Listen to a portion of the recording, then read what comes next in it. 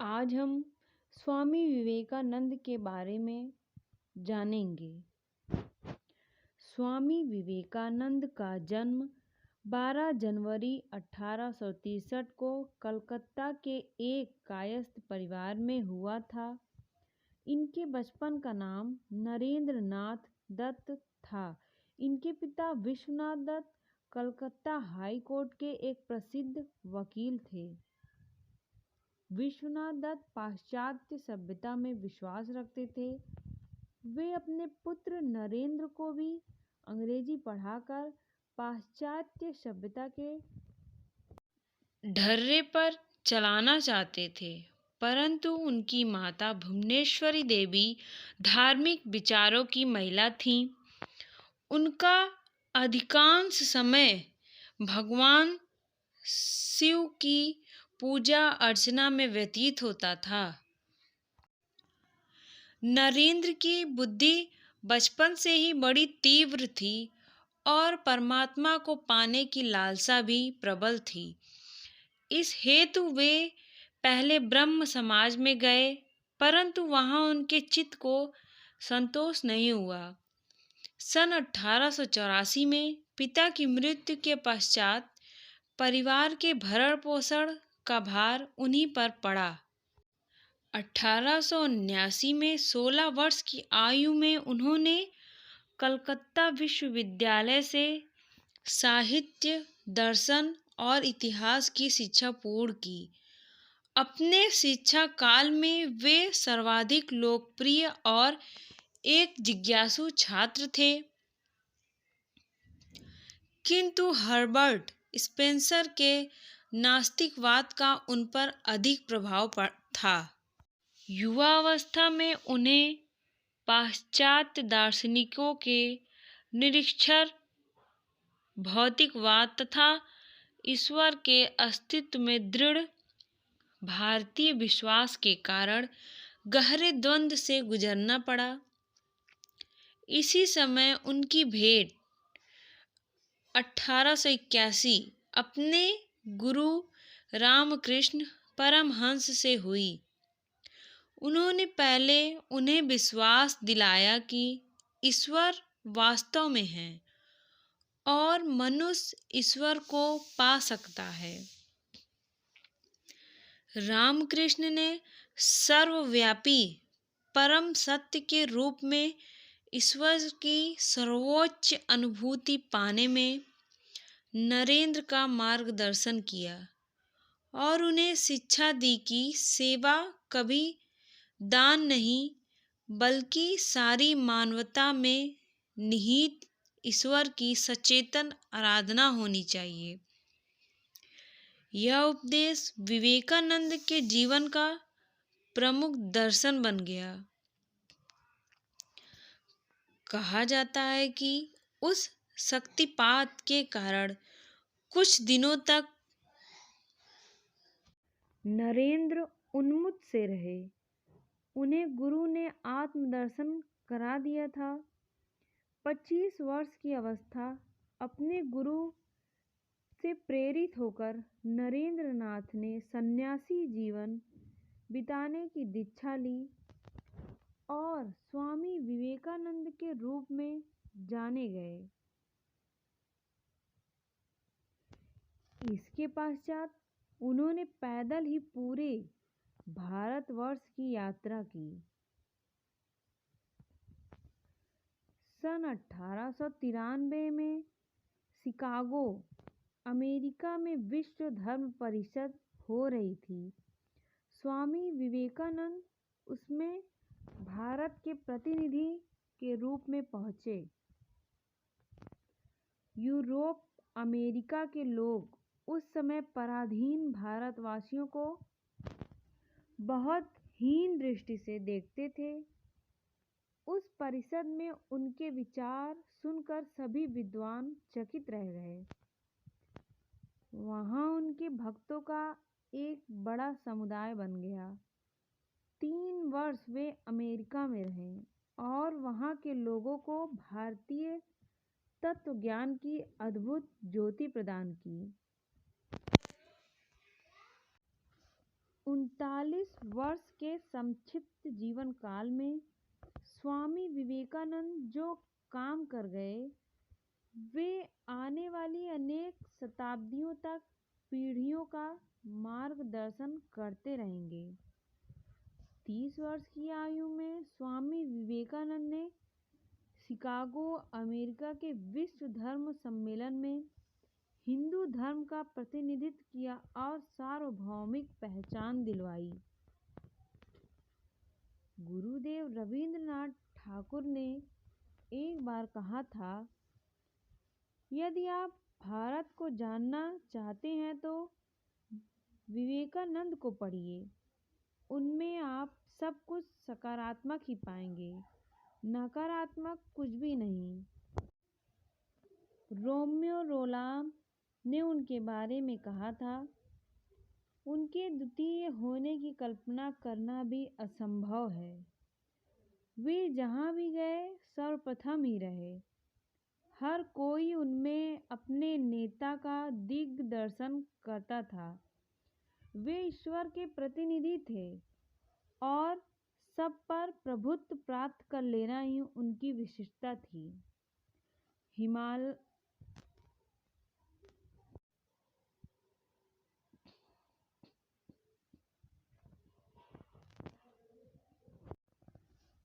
वे केवल संत ही नहीं, एक महान देशभक्त, वक्ता, विचारक, लेखक और मानव प्रेमी भी थे। अमेरिका से लौटकर उन्होंने देशवासियों का आदान किया। नया भारत निकल पड़े। मोची की दुकान से, भद्र भुंजे के भाड़ से, कारखाने से, हाट से, बाजार से निकल पड़े। झाड़ियों, जंगलों, पहाड़ी पर्वतों से। और जनता ने स्वामी जी की पुकार का उत्तर दिया। वह गर्व के साथ निकल पड़ी। गांधी जी को आज़ादी की लड़ाई में जो जन समर्थन मिला वह विवेकानंद के आह्वान का ही फल था। इस प्रकार वे भारतीय स्वतंत्रता संग्राम के भी एक प्रमुख प्रेरणा स्रोत बने। उनका विश्वास था कि पवित्र भारतवर्ष धर्म एवं दर्शन की पुण्यभूति, यही बड़े बड़े महात्माओं व ऋषियों का जन्म हुआ, यही संन्यास एवं त्याग की भूमि है तथा यही आदिकाल से लेकर आज तक मनुष्य के लिए जीवन के सर्वोच्च आदर्श पूर्व मुक्ति का द्वार खुला हुआ है। उनके कथन, उठो जागो, स्वयं जागकर औरों को जगाओ, अपने नर जन्म को सफल करो और तब तक नहीं रुको जब तक लक्ष्य प्राप्त न हो जाए। स्वामी जी ने कहा था कि मुझे बहुत से युवा सन्यासी चाहिए जो भारत के कोनों में फैलकर देशवासियों की सेवा में खप जाएं। उनका यह सपना पूरा नहीं हुआ। विवेकानंद पुरोहितवाद, धार्मिक आडंबरों, कठमुल्लापन और रूढ़ियों के सख्त खिलाफ हैं।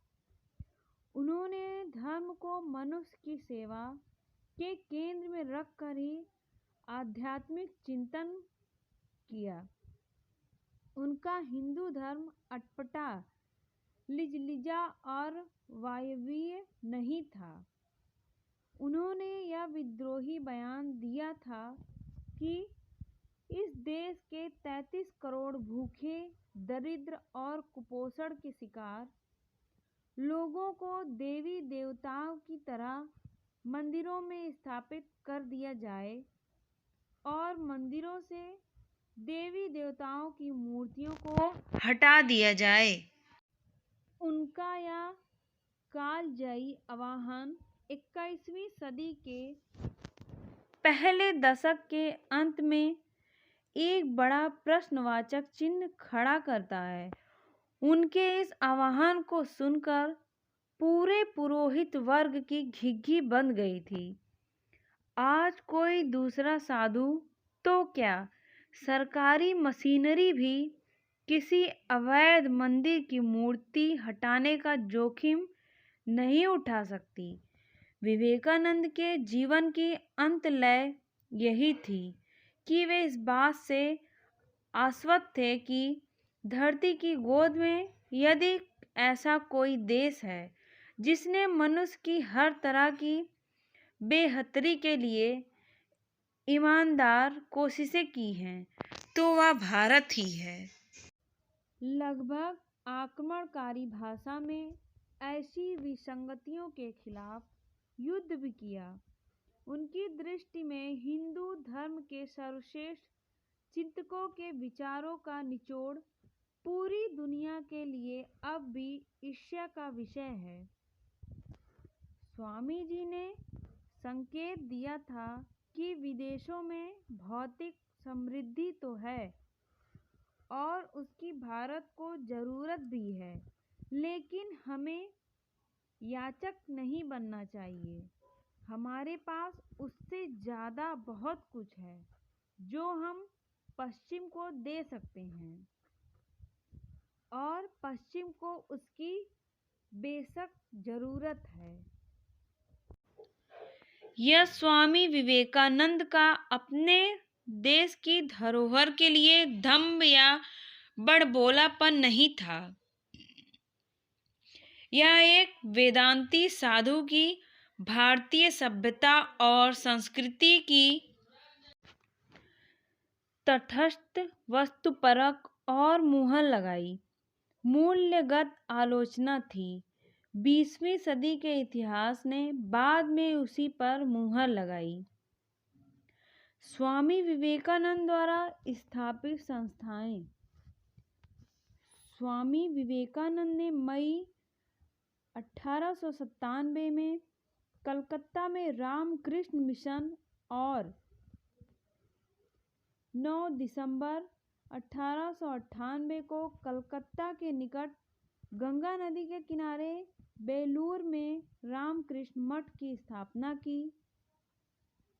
उनके अंग्रेज अनुयायी कैप्टन सर्बियर और उनकी पत्नी ने हिमालय में 1899 में मायावती अद्वैत आश्रम खोला। इसे सार्वभौमिक चेतना के अद्वैत दृष्टिकोण के एक अद्वितीय संस्थान के रूप में शुरू किया गया और विवेकानंद की इच्छा अनुसार इसे पूर्वी और पश्चिमी अनुयायियों का सम्मेलन केंद्र बनाया गया। विवेकानंद ने बेलूर में एक दृश्य प्रतीक के रूप में सभी प्रमुख धर्मों के वास्तुशास्त्र के समन्वय पर आधारित रामकृष्ण मंदिर के भावी आकार की रूपरेखा भी बनाई, जिसे 1937 में उनके साथी शिष्यों ने पूरा किया। स्वामी विवेकानंद द्वारा ग्रंथों की रचना, योग, राजयोग तथा ज्ञान योग जैसे ग्रंथों की रचना करके विवेकानंद ने युवा जगत को एक नई राह दिखाई है, जिसका प्रभाव जनमानस पर युगों युगों तक छाया रहेगा।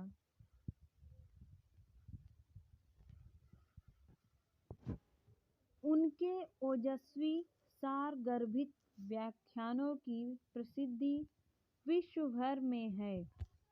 जीवन के अंतिम दिन उन्होंने शुक्ल यजुर्वेद की व्याख्या की और कहा, एक और विवेकानंद चाहिए, यह समझने के लिए कि इस विवेकानंद ने अब तक क्या किया है। प्रत्यक्षदर्शियों के अनुसार जीवन के अंतिम दिन भी उन्होंने अपने ध्यान करने की दिनचर्या को नहीं बदला। उन्हें दमा और शर्करा के अतिरिक्त अन्य शारीरिक व्याधियों ने घेर रखा था। 4 जुलाई 1902 को बेलूर में रामकृष्ण मठ में उन्होंने ध्यानमग्न अवस्था में महासमाधि धारण कर प्राण त्याग दिए। स्वामी विवेकानंद की कहानियाँ। नारी का सम्मान। स्वामी विवेकानंद की प्रसिद्धि देश विदेशों में फैली हुई थी, जिसके कारण एक बार एक विदेशी महिला उनके विचारों से प्रभावित होकर उनके पास आई और स्वामी विवेकानंद से बोली कि मैं आपसे शादी करना चाहती हूँ, ताकि आपके जैसा ही मुझे गर्वशाली पुत्र की प्राप्ति हो, जिससे हमारा पुत्र बड़ा होकर इस संसार को ज्ञान की प्राप्ति कराए और मेरा नाम रोशन करे। इस पर स्वामी विवेकानंद जी बोले, क्या आप जानती हैं कि मैं एक सन्यासी हूँ, भला मैं कैसे शादी कर सकता हूँ? अगर आप चाहो तो हमें आप अपना पुत्र बना ले, जिससे मेरा सन्यास भी नहीं टूटेगा और मैं आपको मेरे जैसा पुत्र भी मिल जाएगा। इतना सुनते ही वह विदेशी महिला स्वामी विवेकानंद के चरणों में गिर पड़ी और बोली, धन्य हैं आप साक्षात ईश्वर के रूप हैं, उनके समान हैं, जो किसी भी परिस्थिति में आप अपने धर्म के मार्ग से विचलित नहीं होते हैं। स्वामी विवेकानंद के इस कहानी से हमें यही शिक्षा मिलती है कि सच्चा पुरुष वही होता है कि जो हर परिस्थिति में भी नारी का सम्मान करे। स्वामी विवेकानंद की दूसरी कहानी, लक्ष्य पर ध्यान केंद्रित करना चाहिए। एक बार स्वामी विवेकानंद जी अपने आश्रम में थल रहे थे कि एक व्यक्ति उनके पास आया जो कि बहुत दुखी था और आते ही स्वामी विवेकानंद जी के चरणों में गिर पड़ा और बोला, महाराज, मैं अपने जीवन में खूब मेहनत करता हूँ, हर काम खूब मन लगा कर भी करता हूँ, फिर भी आज तक मैं कभी सफल व्यक्ति नहीं बन पाया। उस व्यक्ति की बातें सुनकर स्वामी विवेकानंद ने कहा, ठीक है, आप मेरे इस पालतू कुत्ते को थोड़ा देर तक घुमा कर लाएं, तब तक आपकी समस्या का समाधान ढूंढता हूँ। इतना कहने के बाद वह व्यक्ति कुत्ते को घुमाने लेकर चला गया और फिर कुछ समय बीतने के बाद वह व्यक्ति स्वामी विवेकानंद जी के पास वापस लौट आया था।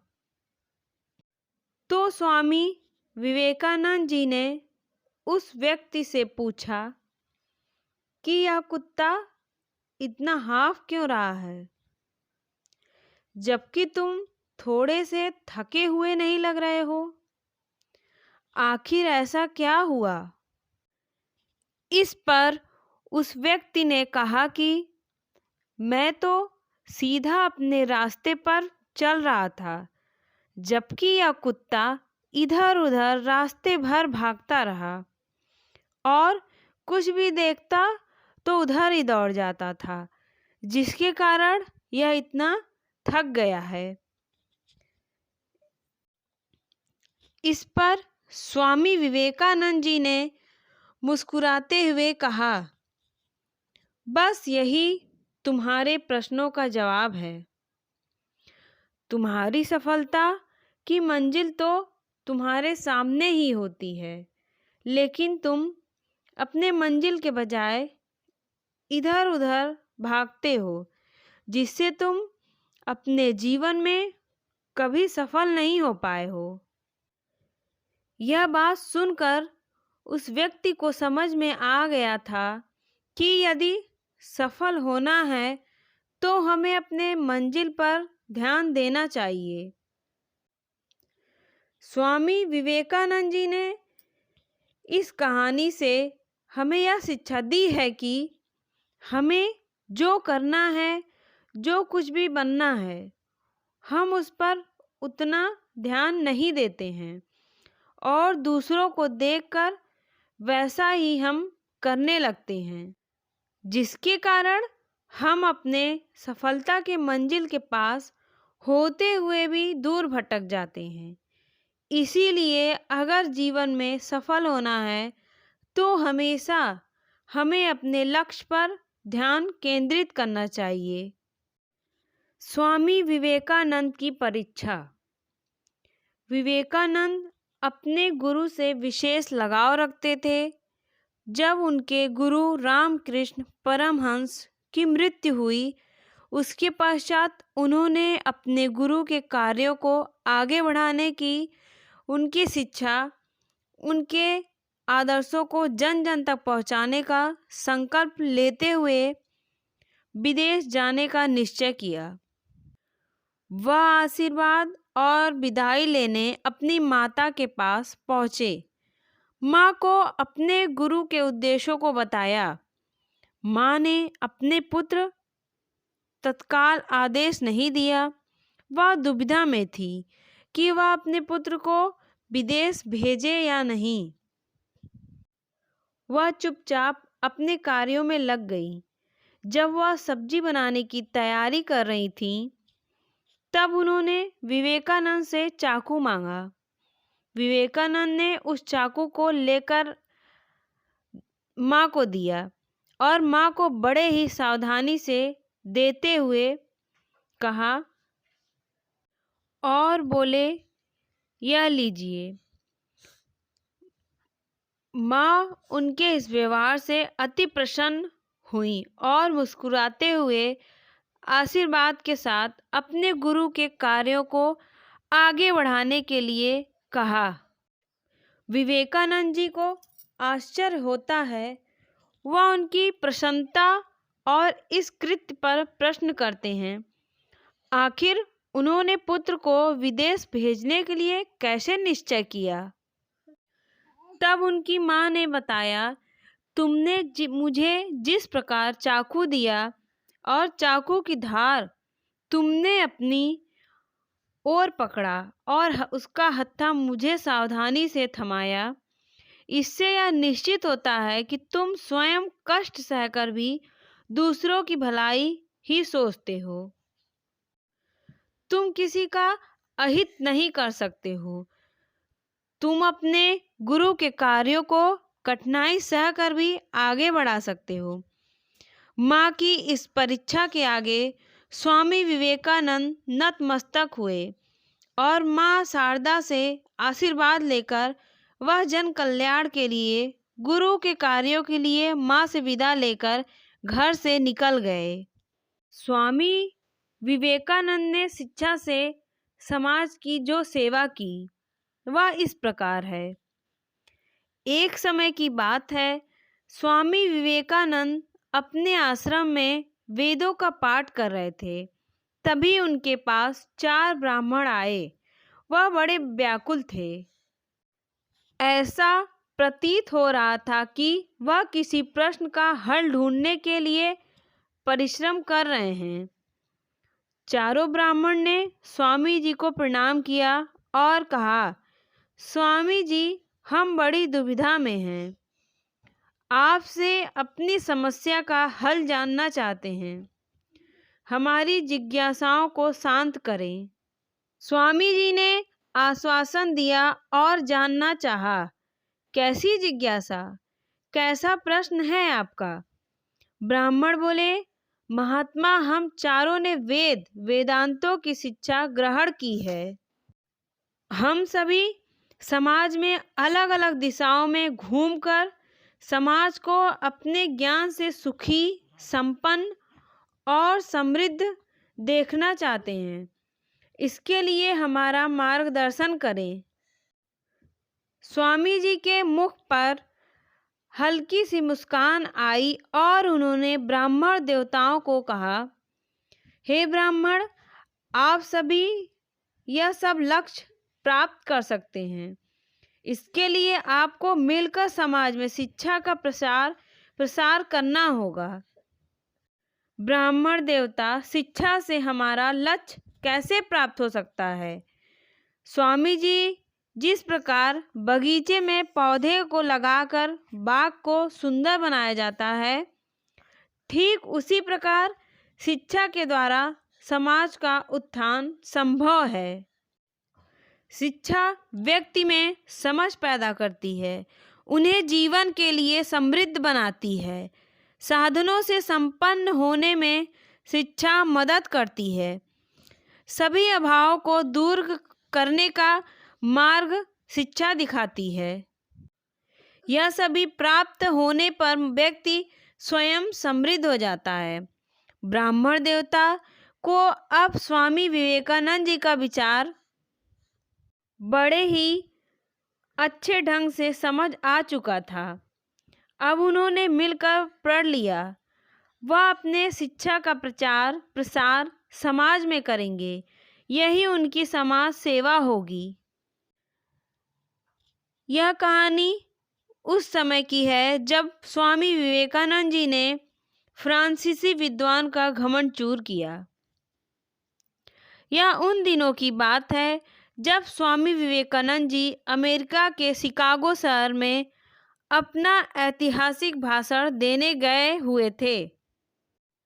अपने भाषण को सफलतापूर्वक पूरे विश्व के पटल पर रखकर अन्य देशों का भ्रमण करने निकले। इसी क्रम में वह फ्रांसीसी प्रसिद्ध विद्वान के घर अतिथि हुए। स्वामी विवेकानंद जी ने उस विद्वान का आतिथ्य स्वीकार किया और उनके घर पहुँचे। स्वामी जी का स्वागत घर में सम्मानजनक हुआ। स्वामी जी के रुचि अनुसार भोजन की व्यवस्था थी। विदेश में इस प्रकार का भोजन मिलना सौभाग्य की बात थी। भोजन के उपरांत वेद वेदांत और धर्म की बड़ी बड़ी रचनाओं पर बातें आरंभ हुईं। बातें जिस कमरे में हो रही थी, वहाँ एक मेज पर लगभग 1500 पृष्ठ की एक धार्मिक पुस्तक रखी हुई थी। स्वामी जी ने उस पुस्तक को देखते हुए कहा, यह क्या है? मैं इसका अध्ययन करना चाहता हूँ। फ्रांसीसी विद्वान आश्चर्यचकित हो गया। उसने कहा, स्वामी जी, कहाँ यह दूसरे भाषा की पुस्तक है? आप तो भाषा को जानते भी नहीं हैं। आप इतने पृष्ठों का अध्ययन कैसे कर सकेंगे? मैं इसका अध्ययन स्वयं 1 महीने से कर रहा हूँ। स्वामी जी, यह आप मुझ पर छोड़ दीजिए। 1 घंटे के भीतर मैं आपको अध्ययन करके लौटा दूंगा। फ्रांसीसी विद्वान को अब क्रोध आने लगा। स्वामी जी इस प्रकार का मजाक मेरे साथ क्यों कर रहे हैं? किंतु स्वामी जी ने विश्वास दिलाया। इस पर फ्रांसीसी विद्वान ने मनमाने ढंग से वह पुस्तक स्वामी जी को सौंप दी। स्वामी जी उस पुस्तक को अपने दोनों हाथों में रखकर 1 घंटे के लिए योग्य साधना में बैठ गए। जैसे ही 1 घंटा बीता होगा, फ्रांसीसी विद्वान उस कमरे में आ गया। स्वामी जी, क्या आपने पुस्तक का अध्ययन कर लिया? हाँ, अवश्य। आप कैसा मजाक कर रहे हैं? मैं इस पुस्तक को 1 महीने से अध्ययन कर रहा हूँ। अभी आधा भी अध्ययन नहीं कर पाया हूँ और आप कहते हैं आपने अध्ययन कर लिया? हाँ, अवश्य। स्वामी जी, आप मजाक कर रहे हैं। नहीं, तुम किसी भी पृष्ठ को खोलकर मुझसे जानकारी ले सकते हो। उस विद्वान ने ऐसा ही किया। पृष्ठ संख्या 32 बोलने पर स्वामी जी ने उस पृष्ठ पर लिखा प्रत्येक शब्द कह सुनाया। फ्रांसीसी विद्वान के आश्चर्य की कोई सीमा नहीं थी। वह स्वामी जी के चरणों में गिर गया। उस विद्वान ने स्वामी जैसा व्यक्ति आज से पूर्व नहीं देखा था। उसे यकीन हो गया था यह कोई साधारण व्यक्ति नहीं है। स्वामी विवेकानंद जी का सन्यासी जीवन। स्वामी विवेकानंद ने अल्प आयु में संन्यास धारण कर लिया था। उन्होंने गृहस्थी छोड़कर नर सेवा से नारायण सेवा का संकल्प लिया था। समाज कल्याण और उनके उत्थान के लिए सदैव प्रयत्नशील रहते थे। वेद, वेदांत, धर्म आदि के महत्व को जन समान तक पहुंचाने के लिए वह संघर्षरत थे। एक समय की बात है, स्वामी जी को अपने आश्रम लौटना था। वह टांगे से उतरकर वृक्ष की छांव में बैठ गए। वृक्ष के नीचे बैठे बैठे काफी समय हो गया। कुछ समय बाद वहां से सभी लोग चले गए। फिर भी स्वामी जी वहां यथास्थिति बैठे रहे। एक सज्जन स्वामी जी को काफी देर से देख रहा था। उसके मन में जिज्ञासा हुई, चलकर हाल पूछा जाए। स्वामी जी के पास पहुंचकर शिष्टाचार से प्रणाम कर उनका हाल चाल जाना।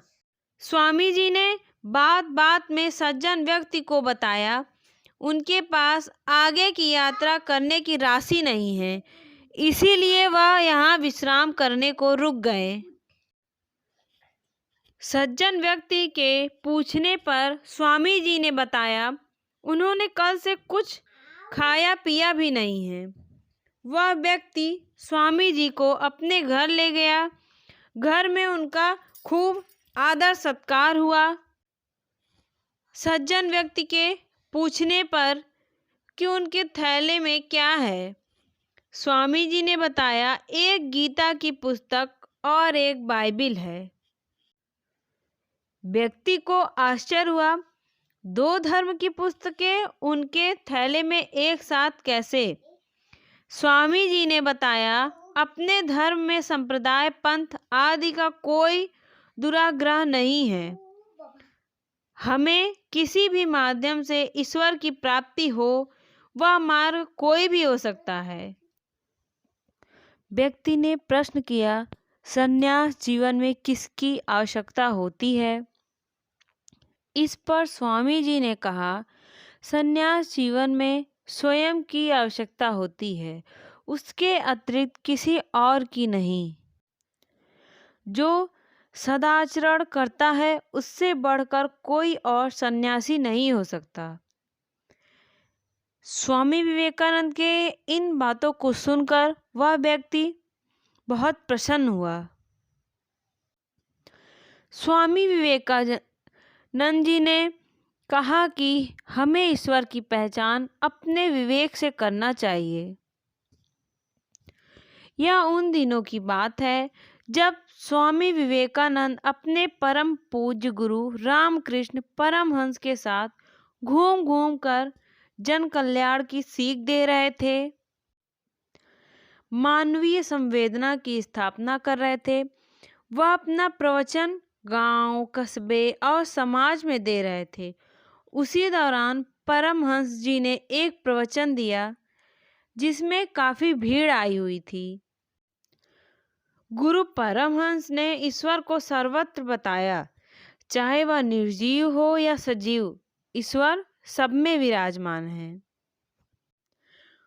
उनके प्रवचन से प्रभावित एक भावुक व्यक्ति ईश्वर को सर्वत्र देखने लगा। पत्थर, पौधे, जीव जंतु सभी में उसे ईश्वर के दर्शन होने लगे। एक समय की बात है, जब वह पुनः गुरु परमहंस से मिलने के लिए जंगल के रास्ते से आ रहा था, तभी रास्ते में एक हाथी मिला। हाथी पर महावत सवार था। वह दूर से आदमी को कहता रहा, हट जाओ वरना हाथी नुकसान पहुंचा सकता है। किंतु उस पर गुरु का इतना प्रभाव था, वह हाथी में ईश्वर को देख रहा था। वह हाथ जोड़कर हाथी के समक्ष खड़ा हो गया। हाथी ने उसे अपने सूंड में लपेटा और बड़े जोर से पटका। वह चोट इतनी दर्दनाक थी कि वह मूर्छित होकर वहीं लेट गया। आँख खुली तो सामने गुरु परमहंस अपने शिष्यों के साथ खड़े थे। गुरु के पूछने पर उस व्यक्ति ने बताया, उसे हाथी में ईश्वर दिख रहे थे, इसीलिए वह हाथ जोड़कर वहां खड़ा हो गया। उनसे भयभीत नहीं हुआ। इस पर गुरु चुप हुए। तभी उनके शिष्य विवेकानंद नहीं बताया, आपको हाथी में ईश्वर नजर आया, किंतु महावत में ईश्वर नजर नहीं आया, जो आपकी रक्षा करने के लिए आपको बार बार प्रेरित कर रहा था। वह सामने से हट जाओ कहता रहा, किंतु आपने ईश्वर के इशारे को नहीं समझा। ईश्वर की पहचान अपने विवेक से भी की जाती है, दूसरों की बातों से नहीं। ईश्वर की पहचान अपने विवेक से करिए, मन से करिए। स्वामी विवेकानंद की बात सुनकर वह व्यक्ति धन्य हुआ और अपने नादानी में किए हुए कार्य को समझ गया। धैर्य की कमी। अपने शिष्यों के साथ स्वामी जी धार्मिक चर्चा के लिए एक स्थान से दूसरे स्थान जाया करते थे। उनकी ख्याति दूर दूर तक फैली हुई थी। उनसे कथा सुनने और बात करने के लिए लोग समय निकालकर कई दिनों की यात्रा तय करके आते थे। ऐसी ही एक धर्म चर्चा के लिए स्वामी जी को दूर गांव जाना था। उनके साथ उनके शिष्यों की टोली भी हुआ करती थी, जो छोटे छोटे गांव में जाकर ईश्वर और मानव के आधारभूत सिद्धांतों को बताया करते थे। एक दिन जब स्वामी जी ज्ञान चर्चा के लिए जा रहे थे, तब उनके शिष्य भी उनके साथ थे।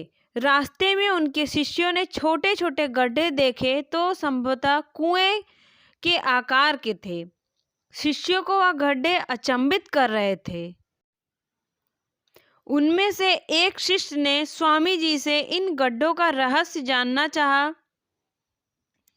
इस पर स्वामी जी ने बताया, यह गड्ढे किसी जल्दबाजी में कार्य करने वाले व्यक्ति ने खोदे हैं। इसमें धैर्य की कमी कूट कूट कर थी। उस व्यक्ति में परिश्रम की क्षमता तो थी, किंतु धैर्य की कमी से वह अपने कार्य को सफल नहीं कर पाया। शिष्यों के अनुरोध पर स्वामी जी ने विस्तार से इसका रहस्य बताया। जो व्यक्ति कुआं खोद रहा था, उसमें धैर्य की अपार कमी थी। वह परिश्रम कर एक गड्ढे को ठीक से खोदता तो पानी उसी स्थान पर मिल जाता, किंतु उसमें धैर्य की कमी होने के कारण वह सैकड़ों गड्ढे खोदता रहा, फिर भी उसे पानी नहीं मिला। शिष्यों ने गुरु के उपदेश को अपने दिलो दिमाग में धारण कर लिया और हर्षित मन से आगे की ज्ञान चर्चा के लिए चल पड़े। देने का आनंद अधिक होता है।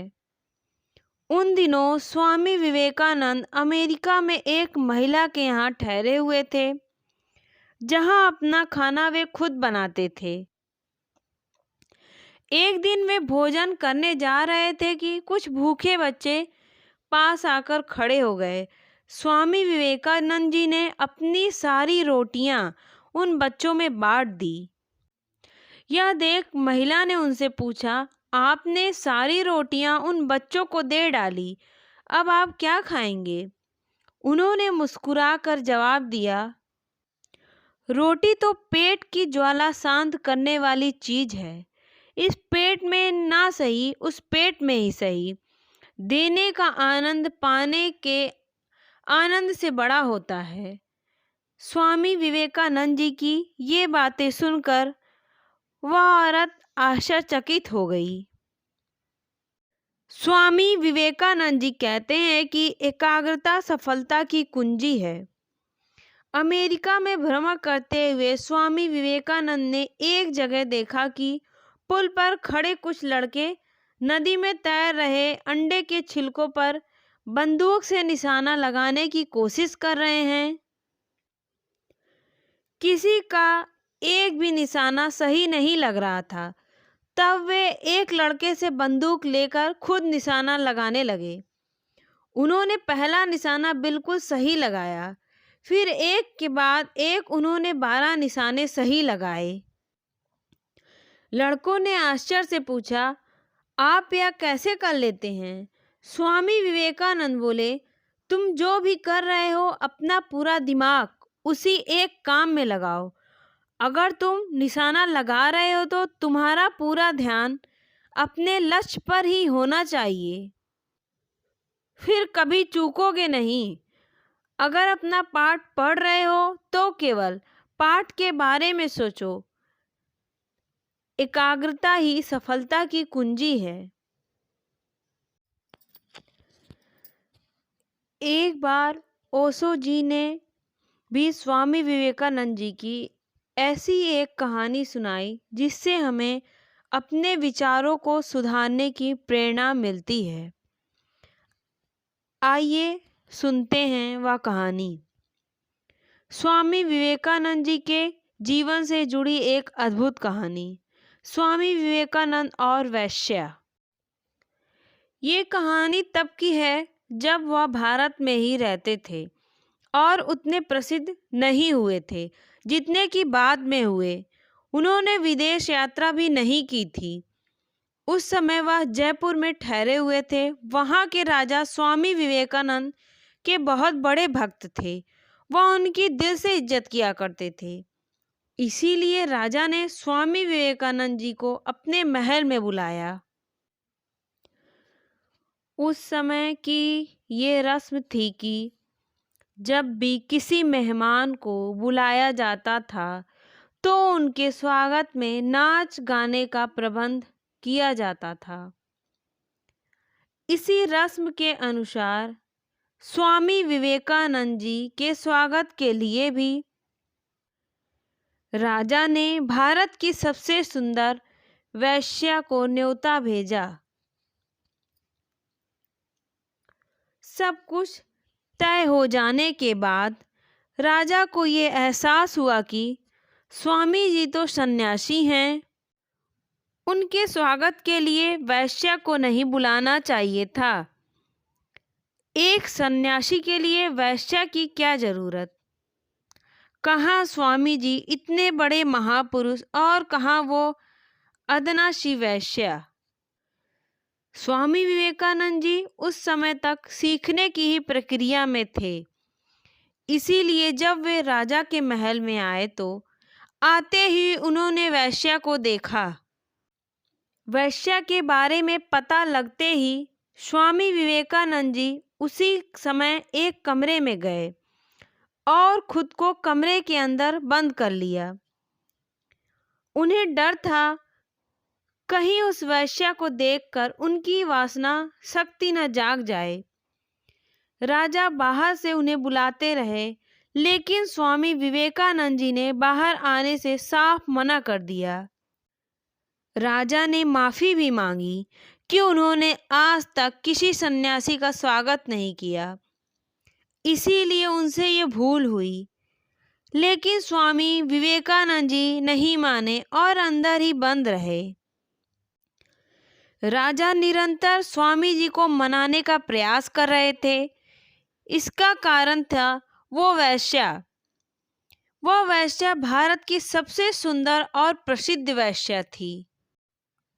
अगर उसे वापस भेजा जाता तो ये उसका अपमान होता। राजा बुरी तरह फंस चुके थे। उन्हें समझ ही नहीं आ रहा था कि वह इस स्थिति में क्या करें। कैसे इस स्थिति से उन्हें निजात मिलेगी, इस समस्या का समाधान वह कैसे निकालेंगे। वेश्या को जब इस बारे में पता चला तो उसने एक गाना गाना शुरू किया। उस गाने में उस वेश्या ने कहा कि उसे पता है कि वो उनके लायक नहीं है, लेकिन वो तो थोड़ी दया दिखा सकते हैं। वो तो सड़क की धूल भर है, पर उसके लिए वो निर्दयी क्यों हैं? वो तो अज्ञानी है, पापी है, लेकिन स्वामी जी तो ज्ञानी हैं। उन्हें एक वेश्या से कैसा डर? इतना सुनने भर ही की देर थी कि स्वामी विवेकानंद जी को इस बात का आभास हुआ कि वो डर क्यों रहे हैं। एक वेश्या से उन्हें किस बात का डर है? ऐसे तो छोटे बच्चे डरा करते हैं। उनकी समझ में अब तक आ गया था कि वह डर उनके जीवन में नहीं बल्कि मन में था। उन्हें पता लग गया था कि उन्हें उस वेश्या के प्रति होने वाले आकर्षक को अपने मन से निकालने से ही उन्हें मानसिक शांति प्राप्त हो जाएगी। ये ज्ञान प्राप्त करने के बाद उन्होंने दरवाज़ा खोला और उस वेश्या के पास जाकर उससे कहा कि अब तक जो उनके मन में डर था वह उनके मन में बसी वासना का डर था, जिसे उन्होंने अपने मन से बाहर निकाल दिया है। इस चीज़ के लिए प्रेरणा उन्हें उस वेश्या से ही मिली है। उन्होंने उस वेश्या को पवित्र आत्मा कहा, जिसने उन्हें एक नया ज्ञान दिया। इस ज्ञान की प्राप्ति के बाद स्वामी विवेकानंद जी ने आध्यात्मिकता की एक नई ऊंचाई प्राप्त की, जिसे वह संपूर्ण विश्व में प्रसिद्ध हो गए। स्वामी विवेकानंद जी की इस कहानी से सीखने को तो यही मिलता है, हमें इस बात का ज्ञान होना चाहिए कि हमें संसार में वही दिखता है जो हम देखना चाहते हैं। खुद पर नियंत्रण ना कर हम बाहरी वस्तुओं को दोष देते रहते हैं। अपनी इंद्रियों पर नियंत्रण पाकर हम भी जीवन की उन ऊंचाइयों पर पहुंच सकते हैं जिसको सब नामुमकिन मानते हैं। दुनिया में असंभव कुछ भी नहीं। अगर इंसान कुछ करने की ठान ले तो उसे दुनिया की कोई ताकत नहीं रोक सकती। बस उसे अपने लक्ष्य की जानकारी स्पष्ट तौर पर होनी चाहिए। खुद को कभी कमज़ोर नहीं समझना चाहिए।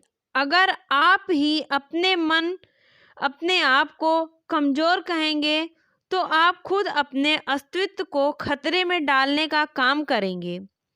खुद पर विश्वास रखिए और हर परिस्थिति का सामना करिए। स्वामी विवेकानंद जी ने शादी क्यों नहीं की? स्वामी विवेकानंद जी कहते हैं, मेरे विवाह की बात सुनकर माँ काली के पैर पकड़कर वे रोए थे। रोते हुए कहा था, माँ वह सब फेर दे, माँ नरेन कहीं डूब न जाए। श्री रामकृष्ण जब एक दिन मेरे अध्ययन कक्ष में पधारकर मुझे ब्रह्मचर्य पालन का उपदेश दे रहे थे तो मेरी नानी ने ओठ से सब बातें सुनकर मेरे माता पिता से कह दिया, सन्यासी से मिलकर मैं भी सन्यासी बन जाऊंगा। इस आशंका से वे उसी दिन मेरे लिए विवाह के लिए विशेष चेष्टा करने लगे। परंतु करने से क्या होता है? श्री रामकृष्ण की प्रबल इच्छा के विरुद्ध उन लोगों की सारी चेष्टा बह गई। सभी बातें तय हो जाने पर भी कुछ मामलों में दोनों पक्षों के बीच मामूली बातों पर मतभेद होने के कारण विवाह संबंध टूट गया। स्वामी विवेकानंद जी कहते हैं कि जब मैं हर स्त्री में केवल जगदम्बा को ही देखता हूँ तो फिर मैं विवाह क्यों करूँ? मैं सब त्याग क्यों करता हूँ? अपने को सांसारिक बंधनों व आसक्तियों से मुक्त करने के लिए, ताकि मेरा पुनर्जन्म ना हो। मृत्यु के बाद मैं अपने आप को परमात्मा में मिला देना चाहता हूँ। परमात्मा के साथ एक को जाना चाहता हूँ। मैं बुद्ध हो जाऊंगा। आप लोगों ने शायद सोचा हो कि मेरे अंदर कोई विचित्र शक्ति होगी।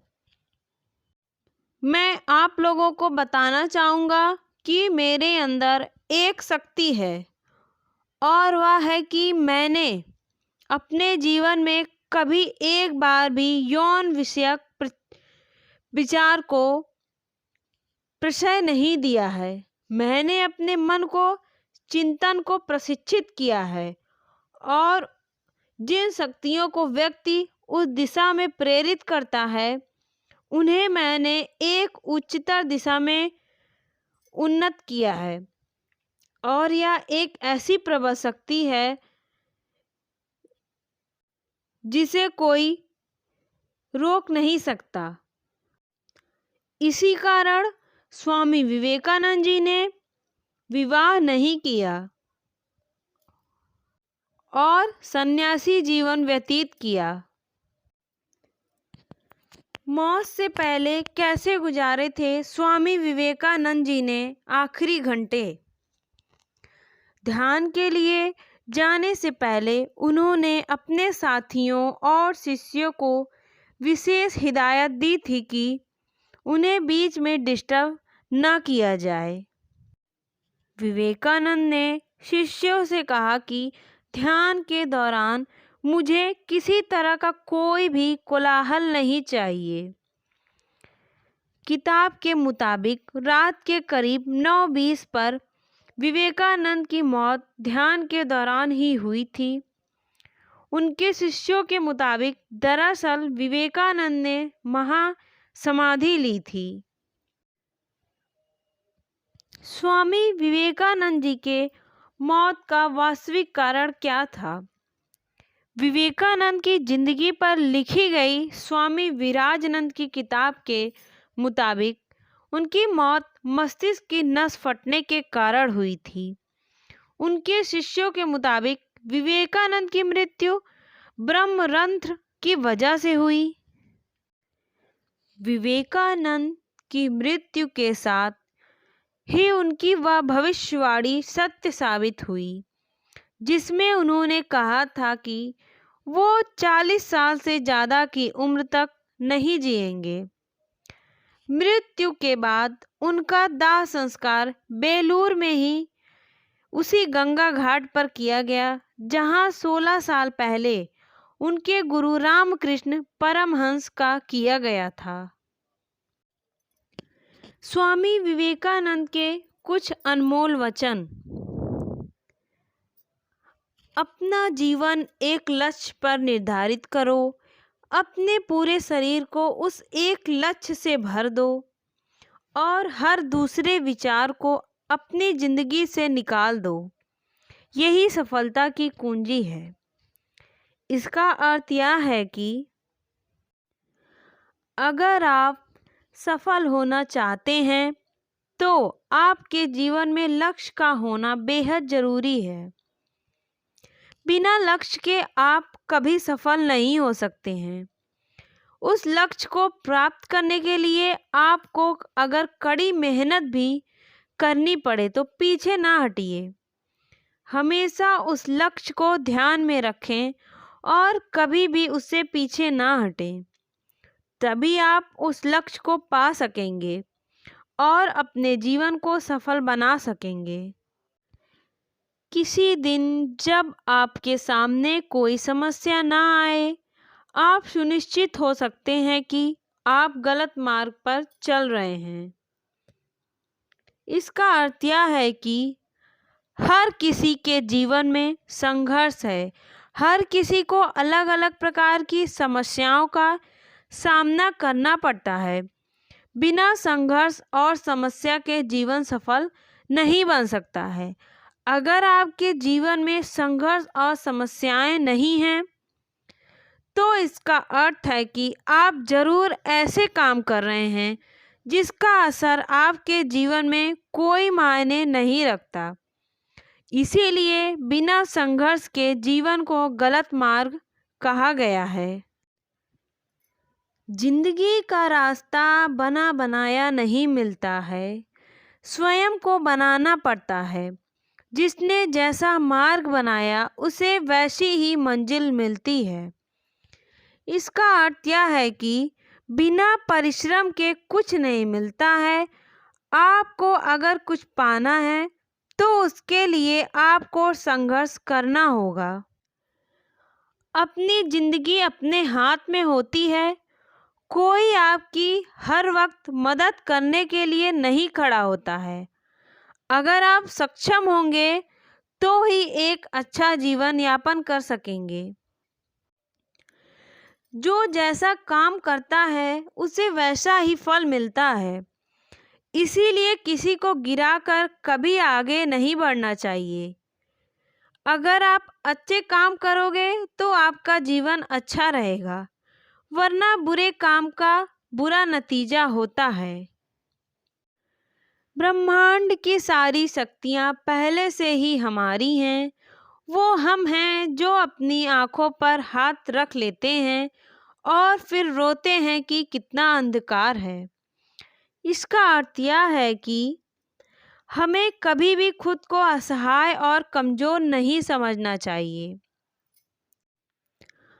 हम वह सब कर सकते हैं जो सोच सकते हैं, बस हम हिम्मत नहीं करते और कार्य करने से पहले ही हिम्मत हार जाते हैं या पूरी ताकत से कार्य नहीं करते हैं। कुछ भी असंभव नहीं है, बस अच्छे काम करना चाहिए। उठो जागो और तब तक नहीं रुको जब तक लक्ष्य प्राप्त न हो जाए। इसका अर्थ यह है कि हमें कभी भी लक्ष्य को प्राप्त करे बिना हार नहीं माननी चाहिए। अगर हम हार मान लेंगे तो कभी उस लक्ष्य को प्राप्त नहीं कर सकेंगे। आलस को त्याग कर हिम्मत के साथ अपने लक्ष्य को पाने के लिए संघर्ष करने से हम उसकी प्राप्ति कर सकते हैं। बस वही जीते हैं जो दूसरों के लिए जीते हैं। इसका अर्थ है कि उन्हीं लोगों का जीवन सफल है जो दूसरों और ज़रूरतमंदों की मदद में लगे रहते हैं। किसी की मदद करने से कभी पीछे नहीं हटते हैं। केवल वो ही लोग सही मायने में मनुष्य हैं। वह बिना स्वार्थ के काम करते हैं और स्वयं से पहले दूसरों के बारे में सोचते हैं या कभी किसी का बुरा नहीं कर सकते। वही वो लोग हैं जिन्हें भगवान ने बनाकर कोई गलती नहीं की है। एक समय में एक काम करो और ऐसा करते समय अपनी पूरी आत्मा उसमें डाल दो और बाकी सब भूल जाओ। इसका अर्थ यह है कि अगर कोई सा कार्य कर रहे हैं तो हमें अपनी पूरी शक्ति के साथ उसे करना चाहिए। ऐसा नहीं कि बस किसी भी वजह से उसे टाल रहे हैं।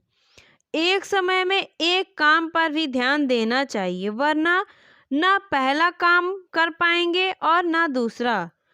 उस काम को इतनी लगन से करना चाहिए कि कोई हमें उससे दूर ना कर सके, वरना बहुत सी बार हम उस कामों को अधूरा छोड़ देते हैं। जितना बड़ा संघर्ष होगा, जीत उतनी ही बड़ी होगी। इसका अर्थ यह है कि बड़े लक्ष्य को प्राप्त करने के लिए आपको संघर्ष भी ज़्यादा करना होता है।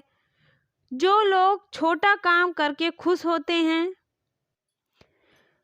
जिनका संघर्ष भी छोटा होता है, वो जीवन में ज़्यादा कुछ नहीं पा सकते।